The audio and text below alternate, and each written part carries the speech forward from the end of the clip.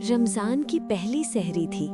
गली में अभी अंधेरा फैला हुआ था, मगर घरों में हल्की हल्की रोशनी जाग चुकी थी। अब्दुल करीम अपने मोबाइल में मसरूफ था, वीडियोस, गेम्स और फजूल चीजें। सहरी का वक्त निकलता जा रहा था, मगर अब्दुल करीम का दिल कहीं और ही अटका हुआ था। अम्मी ने नरमी से कहा, बेटा, रमजान आया है, थोड़ा दिल भी जगा लो।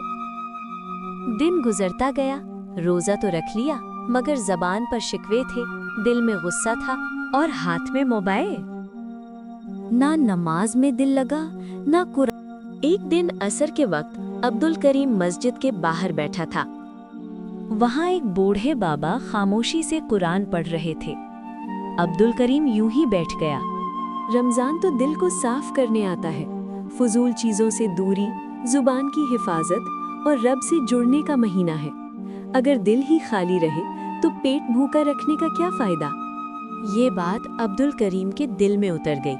उसी दिन उसने एक छोटा सा फैसला किया, मोबाइल कम, नमाज वक्त पर और रोज थोड़ा सा कुरान। शुरू में मुश्किल हुई, दिल बार बार बहका, मगर फिर अजीब सा सुकून आने लगा।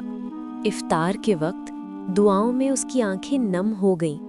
पहली बार उसे लगा कि रमजान वाकई खास है।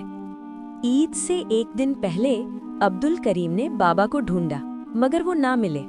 अम्मी ने कहा, वो तो हर रमजान किसी न किसी को सबक देकर चले जाते हैं। अब वो जान चुका था कि रमजान शोर नहीं, खामोश रोशनी है। रमजान हमें ये सिखाता है कि इबादत को अपनी जिंदगी में सबसे ज्यादा अहमियत दें। अगर आपको ये कहानी पसंद आई हो तो प्लीज़ हमारे चैनल माई स्काई ऑफिशियल को सब्सक्राइब करें, लाइक करें और शेयर करें।